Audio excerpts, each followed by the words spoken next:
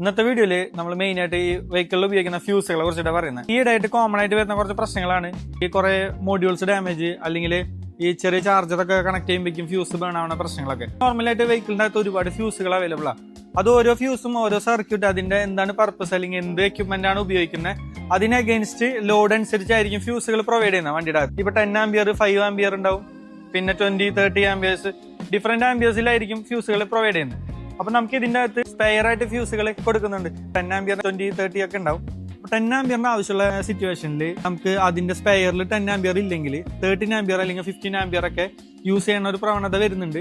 നമ്മൾ അതുകൊണ്ടാണ് ഇങ്ങനെ ഒരു വീഡിയോ ഇട്ടത്. കാരണം കുറെ മോഡ്യൂൾ ഡാമേജ്, വയറിംഗ് ബേൺ ആവുക, അങ്ങനത്തെ പ്രശ്നങ്ങളൊക്കെ വരുന്നുണ്ട്. നമ്മൾ ശ്രദ്ധിക്കേണ്ടത് ഓരോ ലൈനിനും മാനുഫാക്ചർ റെക്കമെൻഡ് ചെയ്യുന്ന അതിന്റെ ഓണേഴ്സ് മാനുവലോ അല്ലെങ്കിൽ ഇതിന്റെ ഫ്യൂസ് ബോക്സിലോ വരുന്ന കറക്റ്റ് സ്പെസിഫൈഡ് ആയിട്ടുള്ള ആംപിയറിലുള്ള ഫ്യൂസ് മാത്രം യൂസ് ചെയ്യുക. അതല്ലാന്നുണ്ടെങ്കിൽ ഇപ്പോൾ 10 ആംപിയർ ഉള്ളിടത്ത് 5 ആംപിയർ ഉപയോഗിച്ചാൽ പെട്ടെന്ന് എന്ത് എക്യുപ്മെന്റ് ആണ് അത് വർക്ക് ചെയ്യിപ്പിക്കുമ്പോൾ പെട്ടെന്ന് ബേൺ ആയി പോകാൻ ചാൻസ് കൂടുതലാണ് ഫ്യൂസ്. അതെല്ലാം കൂടുതൽ ഉപയോഗിക്കുകയാണെങ്കിൽ അത് ഡാമേജ് ആവാൻ ചാൻസ് കൂടുതലാണ്. ഏത് മോഡ്യൂളിൽ നിന്നാണ് കമ്മ്യൂണിക്കേഷൻ വരുന്നത് ആ മോഡ്യൂൾ ബേൺ ആവാനോ അല്ലെങ്കിൽ അത് ഉപയോഗിക്കുന്ന എക്യുപ്മെന്റ് ഡാമേജ് വരാനോ ചാൻസ് ഭയങ്കര കൂടുതലാണ്. നമുക്ക് ഈ 2-3 വെഹിക്കിൾസ് ഈ അടുത്തായിട്ട് മേജർ ആയിട്ടുള്ള ഡാമേജുകൾ വന്നിട്ടുണ്ട്. അപ്പൊ അത് ശ്രദ്ധിക്കുക. ഫോർ എക്സാമ്പിൾ പറയുകയാണെങ്കിൽ ഇപ്പൊ ഔട്ട് സൈഡ് വരുന്ന അൺലോക്ക് ചെയ്യുന്ന സമയത്ത് ചെറിയ lights, out side exterior lights ഒക്കെ ഓൺ ആവുന്ന ഒരു ഫ്യൂസ് ഉണ്ട്.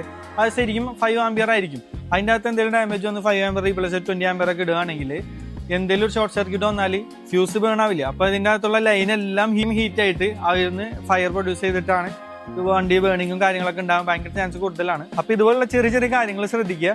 ഇതിപ്പോ എല്ലാവർക്കും ഫ്യൂസ് ഒക്കെ നോർമലി കസ്റ്റമേഴ്സ് ഒക്കെ റീപ്ലേസ് ചെയ്യുന്നതാണ്. 20, 30, 50 എത്ര ഇട്ടാലും വർക്ക് ചെയ്യും. പക്ഷെ ആംപിയർ ഭയങ്കര ഇമ്പോർട്ടന്റ് ആയിട്ടുള്ള കാര്യമാണ്, പ്രത്യേകിച്ച് പ്രീമിയം സെഗ്മെന്റ് വെഹിക്കിൾസ്. അപ്പൊ ഇതുപോലുള്ള പ്രീമിയം സെഗ്മെന്റ് വെഹിക്കിൾ റിലേറ്റഡ് ആയിട്ടുള്ള വീഡിയോസിന് വേണ്ടി നമ്മുടെ പേജ് ഫോളോ ചെയ്യുക.